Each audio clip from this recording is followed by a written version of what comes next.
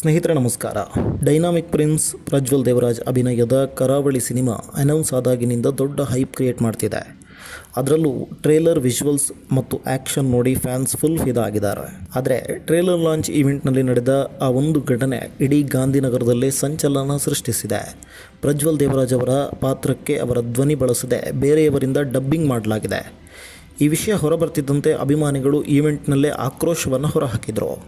ಹಾಗಾದರೆ ಈ ನಿರ್ಧಾರದ ಹಿಂದೆ ಚಿತ್ರತಂಡದ ನಿಲುವೇನು, ಪ್ರಜ್ವಲ್ ಹಾಗೂ ಅಭಿಮಾನಿಗಳ ನಿಲುವೇನು, ಇಬ್ಬರ ವಾದಗಳನ್ನು ಕಂಪ್ಲೀಟಾಗಿ ನೋಡೋಣ. ಜೊತೆಗೆ ಇದರಿಂದ ಆಚೆಗೂ ಒಂದಿಷ್ಟು ವಿಚಾರಗಳು ನಡೆದಿರುವ ಸಾಧ್ಯತೆ ಇರುತ್ತೆ. ಅದನ್ನು ಕೂಡ ವಿಮರ್ಶೆ ಮಾಡುವ ಪ್ರಯತ್ನವನ್ನು ಇವತ್ತಿನ ವಿಡಿಯೋದಲ್ಲಿ ಮಾಡ್ತೀನಿ. ಅದಕ್ಕೂ ಮೊದಲು ನೀವು ನಮ್ಮ ಚಾನಲನ್ನು ಸಬ್ಸ್ಕ್ರೈಬ್ ಮಾಡಿಲ್ಲ ಅಂದರೆ ಈ ಕೂಡಲೇ ಸಬ್ಸ್ಕ್ರೈಬ್ ಮಾಡಿ ಹಾಗೂ ಪಕ್ಕದಲ್ಲಿರುವ ಬೆಲ್ ಐಕಾನನ್ನು ಕ್ಲಿಕ್ ಮಾಡಿ.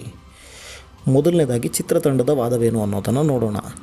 ನಿರ್ದೇಶಕ ಗುರುದತ್ ಗಾಣಿಗ ಮತ್ತು ತಂಡದ ಈ ರಿಸ್ಕಿ ನಿರ್ಧಾರದ ಹಿಂದೆ ಕೆಲವು ತಾಂತ್ರಿಕ ಮತ್ತು ಸೃಜನಾತ್ಮಕ ಕಾರಣಗಳಿರುವ ಸಾಧ್ಯತೆ ಇದೆ. ಕರಾವಳಿ ಹೆಸರೇ ಹೇಳುವಂತೆ ಇದು ಮಂಗಳೂರು, ಉಡುಪಿ ಅಥವಾ ಕುಂದಾಪುರ ಭಾಗದ ಕತೆ. ಅಲ್ಲಿನ ಕನ್ನಡ ಮಾತನಾಡುವ ಶೈಲಿ ಮತ್ತು ಉಚ್ಚಾರಣೆ ವಿಭಿನ್ನವಾಗಿರುತ್ತದೆ. ಬೆಂಗಳೂರು ಮೂಲದ ಪ್ರಜ್ವಲ್ ಅವರ ಧ್ವನಿಗಿಂತ ಕರಾವಳಿ ಭಾಗದ ಆಡು ಭಾಷೆಯನ್ನು ಪರ್ಫೆಕ್ಟಾಗಿ ಮಾತನಾಡುವ ಧ್ವನಿ ಪಾತ್ರಕ್ಕೆ ಹೆಚ್ಚು ಜೀವ ತುಂಬಬಲ್ಲದು ಎಂಬುದು ನಿರ್ದೇಶಕರ ಯೋಚನೆ ಆಗಿರಬಹುದು. ಎರಡನೇದಾಗಿ ಪಾತ್ರದ ವಿಶಿಷ್ಟತೆ. ಸಿನಿಮಾದಲ್ಲಿ ಪ್ರಜ್ವಲ್ ಅವರ ಕ್ಯಾರೆಕ್ಟರ್ ಬೇರೆದೇ ಆದ ಹಿನ್ನೆಲೆಯನ್ನು ಹೊಂದಿರಬಹುದು.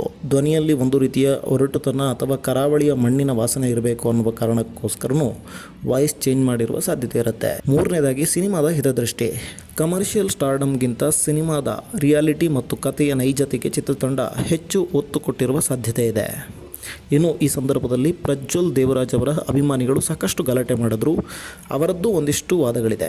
ಇನ್ನು ಪ್ರಜ್ವಲ್ ದೇವರಾಜ್ ಅವರ ದೊಡ್ಡ ಪ್ಲಸ್ ಪಾಯಿಂಟೇ ಅವರ ಬೇಸ್ ವಾಯ್ಸು. ತಂದೆ ದೇವರಾಜ್ ಅವರ ರಗಡ್ ಧ್ವನಿಯ ಹೆಜ್ಜೆಯಲ್ಲಿ ಬಂದ ಪ್ರಜ್ವಲ್ ಧ್ವನಿಗೆ ಥಿಯೇಟರ್ನಲ್ಲಿ ವಿಸಿಲ್ ಹೊಡೆಯುವ ದೊಡ್ಡ ಫ್ಯಾನ್ ಬೇಸ್ ಇದೆ. ಆ ಧ್ವನಿಯೇ ಇಲ್ಲದಿದ್ದರೆ ಅವರ ನಟನೆ ಅರ್ಧದಷ್ಟು ಕಳೆಗುಂದಿದಂತೆ ಅನಿಸ್ತತೆ. ಹೀಗಾಗಿ ಅಭಿಮಾನಿಗಳು ಒಂದಿಷ್ಟು ಗಲಾಟೆ ಮಾಡಿದ್ದಾರೆ. ಇನ್ನು ಸ್ಟಾರ್ ನಟನಿಗೆ ಧ್ವನಿಯೇ ಒಂದು ಗುರುತು. ಒಬ್ಬ ಎಸ್ಟಾಬ್ಲಿಷ್ ಹೀರೋಗೆ ಬೇರೆ ಯಾರೋ ಡಬ್ ಮಾಡಿದಾಗ ಆಡಿಯನ್ಸ್ಗೆ ಸ್ಕ್ರೀನ್ ಮೇಲೆ ಕನೆಕ್ಟ್ ಆಗೋದು ತುಂಬ ಕಷ್ಟ.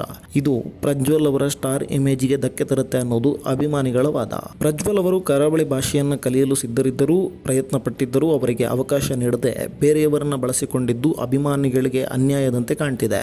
ಒಂದೆಡೆ ಕಥೆಯ ಪರ್ಫೆಕ್ಷನ್ಗಾಗಿ ಚಿತ್ರತಂಡ ಸೃಜನಾತ್ಮಕ ರಿಸ್ಕ್ ತೆಗೆದುಕೊಂಡಿದ್ದಾರೆ. ಇನ್ನೊಂದೆಡೆ ತಮ್ಮ ನೆಚ್ಚಿನ ನಟನ ಅಸ್ಮಿತೆಯಾದ ಧ್ವನಿಗಾಗಿ ಅಭಿಮಾನಿಗಳು ಹೋರಾಡ್ತಿದ್ದಾರೆ. ಚಿತ್ರರಂಗದಲ್ಲಿ ಹಿಂದೆ ಬೇರೆ ಭಾಷೆಗಳಲ್ಲಿ ಹೀಗೆ ಸ್ಟಾರ್ ನಟರ ವಾಯ್ಸ್ ಚೇಂಜ್ ಮಾಡಿದಾಗ ಸಿನಿಮಾಗಳು ಸೋತ ಉದಾಹರಣೆಗಳು ಸಾಕಷ್ಟಿದೆ. ಅದೇ ರೀತಿ ಕತೆಗೆ ಮ್ಯಾಚ್ ಆಗಿ ಗೆದ್ದ ಉದಾಹರಣೆಗಳು ಇದೆ. ಆದರೆ ಕರಾವಳಿ ಇವೆಂಟ್ನಲ್ಲಿ ನಡೆದಿರುವ ಗಲಾಟೆ ಚಿತ್ರತಂಡಕ್ಕೆ ಒಂದು ದೊಡ್ಡ ಎಚ್ಚರಿಕೆಯ ಗಂಟೆ. ಅಭಿಮಾನಿಗಳ ಈ ತೀವ್ರ ಆಕ್ರೋಶದ ನಂತರ ಕರಾವಳಿ ಚಿತ್ರತಂಡ ತನ್ನ ನಿರ್ಧಾರವನ್ನು ಬದಲಾಯಿಸುತ್ತಾ ಅಥವಾ ಅದೇ ವಾಯ್ಸ್ನೊಂದಿಗೆ ಮುಂದುವರಿಸುತ್ತಾ ಅನ್ನೋದು ಸ್ವಲ್ಪ ಕಾದು ನೋಡಬೇಕು.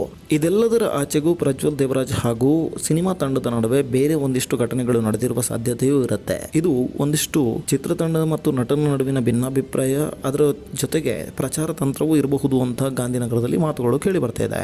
ಸಾಮಾನ್ಯವಾಗಿ ಡಬ್ಬಿಂಗ್ ನಿರ್ಧಾರವನ್ನು ಹೀರೋ ಗಮನಕ್ಕೆ ತರದೆ ನಿರ್ದೇಶಕರು ತೆಗೆದುಕೊಳ್ಳುವುದಕ್ಕೆ ಸಾಧ್ಯವೇ ಇಲ್ಲ.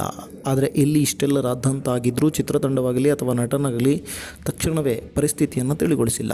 ಶೂಟಿಂಗ್ ಹಂತದಲ್ಲೇ ಕತೆ ವಿಚಾರದಲ್ಲೋ ಅಥವಾ ಪಾತ್ರದ ಬಿಲ್ಡಪ್ ವಿಚಾರದಲ್ಲೂ ನಿರ್ದೇಶಕ ಗುರುದತ್ ಗಾಣಿಗ ಮತ್ತು ಪ್ರಜ್ವಲ್ ನಡುವೆ ಏನಾದರೂ ಅಸಮಾಧಾನ ಇತ್ತ ಅನ್ನುವ ಪ್ರಶ್ನೆ ಇಲ್ಲಿ ನಮ್ಮನ್ನು ಕಾಡುತ್ತೆ. ಪ್ರಜ್ವಲ್ ಅವರಿಗೆ ಗೊತ್ತಿಲ್ಲದಂತೆ ಅಥವಾ ಅವರ ಇಷ್ಟಕ್ಕೆ ವಿರುದ್ಧವಾಗಿ ಕೊನೆ ಕ್ಷಣದಲ್ಲಿ ಬೇರೆ ಧ್ವನಿಯನ್ನು ಫೈನಲ್ ಮಾಡಲಾಗಿದೆಯೇ? ಹೀಗಾಗಿಯೇ ಅಭಿಮಾನಿಗಳು ಚಿತ್ರತಂಡದ ವಿರುದ್ಧ ನೇರ ಮುಖಾಮುಖಿಗೆ ಇಳಿದ್ರ ಅನ್ನುವ ಅನುಮಾನ ಕಾಡ್ತಿದೆ. ಇತ್ತೀಚಿನ ದಿನಗಳಲ್ಲಿ ಸಿನಿಮಾಗಳಿಗೆ ಹೈಪ್ ಕ್ರಿಯೇಟ್ ಮಾಡಲು ವಿವಾದಗಳನ್ನು ಸೃಷ್ಟಿಸೋದು ಒಂದು ದೊಡ್ಡ ಟ್ರೆಂಡ್ ಆಗಿದೆ. ಸಿನಿಮಾದ ಸುತ್ತ ನ್ಯಾಷನಲ್ ಲೆವೆಲ್ನಲ್ಲಿ ಅಥವಾ ಸ್ಯಾಂಡಲ್ವುಡ್ನಲ್ಲಿ ದೊಡ್ಡ ಸೌಂಡ್ ಮಾಡಬೇಕು ಅಂತ ಚಿತ್ರತಂಡವೇ ಪ್ಲ್ಯಾನ್ ಮಾಡಿ ಈ ವಿವಾದಕ್ಕೆ ಜಾಗ ಮಾಡಿಕೊಟ್ಟಿದೆಯಾ ಅನ್ನೋ ಪ್ರಶ್ನೆಗಳು ಮೂಡ್ತಿದೆ. ಟ್ರೇಲರ್ನಲ್ಲಿ ಬೇರೆ ವಾಯ್ಸ್ ಕೊಟ್ಟು ಫ್ಯಾನ್ಸ್ ಆಕ್ರೋಶಗೊಳ್ಳುವಂತೆ ಮಾಡೋದು, ಈವೆಂಟ್ನಲ್ಲಿ ಗಲಾಟೆಯಾಗುವಂತೆ ನೋಡಿಕೊಳ್ಳೋದು, ಈ ಮೂಲಕ ಇಡೀ ಕರ್ನಾಟಕ ಗಮನ ಕರಾವಳಿ ಸಿನಿಮಾ ಕಡೆ ತಿರುಗುವಂತೆ ಮಾಡೋದು ಚಿತ್ರತಂಡದ ಗಿಮಿಕ್ ಇರಬಹುದೇ? ಸಿನಿಮಾದಲ್ಲಿ ಅಸಲಿಗೆ ಪ್ರಜ್ವಲ್ ಅವರದ್ದೇ ಧ್ವನಿ ಇದ್ದು ಈಗ ಕೇವಲ ಹೈಪ್ಗಾಗಿ ಹೀಗೆ ಮಾಡಿದ್ದಾರಾ ಅನ್ನುವ ಪ್ರಶ್ನೆಯೂ ಕಾಡ್ತಿದೆ. ಸಿನಿಮಾ ಮುಗಿಯುವ ಹಂತಕ್ಕೆ ಬಂದಾಗ ಪ್ರೊಡಕ್ಷನ್ ಹೌಸ್ ಮತ್ತು ನಟರ ನಡುವೆ ಸಣ್ಣಪುಟ್ಟ ಕಿರಿಕಾಗೋದು ಹೊಸದೇನಲ್ಲ.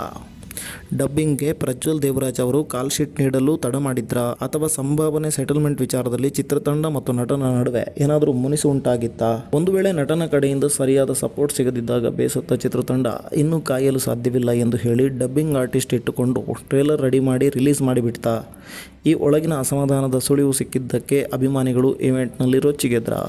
ಇವೆಲ್ಲವೂ ಸದ್ಯ ಗಾಂಧಿನಗರದ ಗಲ್ಲಿಗಳಲ್ಲಿ ಮತ್ತು ಸೋಷಿಯಲ್ ಮೀಡಿಯಾ ಅಂಗಳದಲ್ಲಿ ಹರಿದಾಡುತ್ತಿರುವ ಊಹೆಗಳು.